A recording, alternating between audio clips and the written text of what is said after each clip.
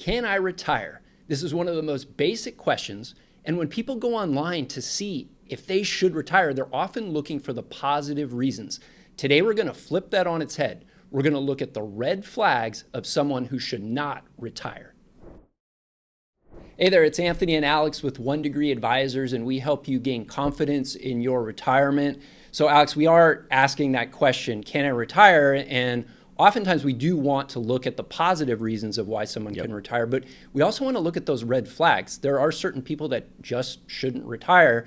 And the first red flag is credit card debt. Yeah, I mean, if you're approaching retirement and you have credit card debt, that's typically a sign that, someone is lacking self-control. When you're working and you have a working income, usually, folks can dig themselves out of that credit card hole over time. When you enter into retirement, that means you're not working anymore. You don't have a working income anymore. So you're typically relying upon fixed income sources, either things like Social Security or a pension. Maybe you have some rental income. But then you're also typically relying on your portfolio to create income. So if you have credit card debt before you even go into retirement, that is a massive red flag. And that's why we put that as number one. That's really a sign that you should reconsider retirement. Now, the second red flag is auto loans, and it may not be quite as black and white. Yeah, and there are some circumstances when it could make sense to have an auto loan. I can already hear people saying, well, I got a 0% auto loan. Listen, I get it, because you've worked out the math and you said if I can have a 0% auto loan, the arbitrage on that to keep the money invested, it makes sense. But nonetheless, if you're in your 50s and you still are in a position where you have an auto loan not by choice, that's typically not a good sign, right? So it could mean that you're living beyond your means, might be spending too much on a car, or honestly, you're buying cars way too frequently. So again, if you have these expenses come up while you're working, you can work and pay off these loans over time. When you get into retirement, cars are so expensive, and they've only gotten more expensive lately.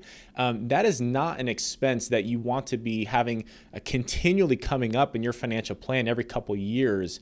That's just a recipe for disaster. Yeah, and car loan rates are much higher than they were. I'm sure there are some good deals out there here and there, but they're much higher than they were.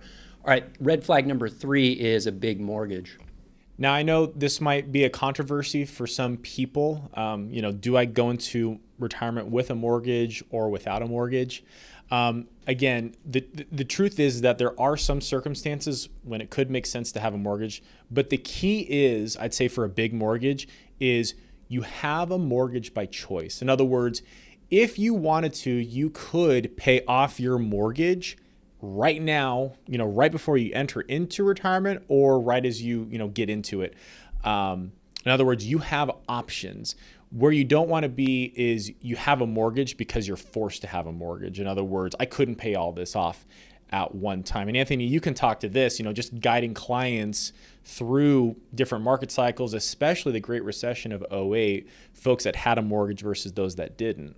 Yeah, we just saw that when people had that large mortgage payment during a time of high stress, it really caused more anxiousness versus people that had very low or manageable debt.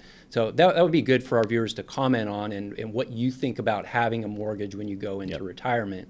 All right, and red flag number 4 is having no clue what you spend.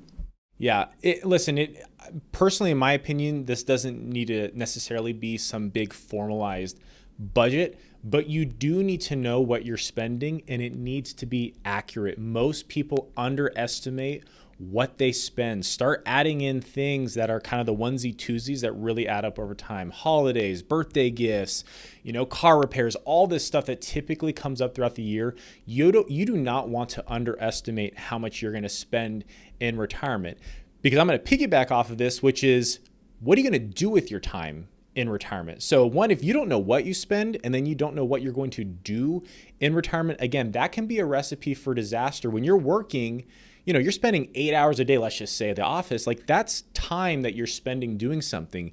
In retirement, what are you going to do with those other 8 hours? And typically people fill that time with things that cost money. So usually, not always, usually people end up spending more money than they think in retirement. Yeah, and that's correct. Most people far underestimate what they actually need to live on. In fact, we recently just posted a video, Can I Really Retire in California with $2 million? You can go ahead and view that. That'll help also act as your checklist for retirement. Once again, this is Anthony Saffer with One Degree Advisors. Please leave a like and subscribe to our channel. It helps reach more people to retire with confidence. And we have a free guide called 5 Retirement Mistakes to Avoid. You can download that for free. It gets into 5 critical mistakes that we see retirees make. It's best if you go ahead and avoid them. We'll leave a link in the show notes. You can download that for free today.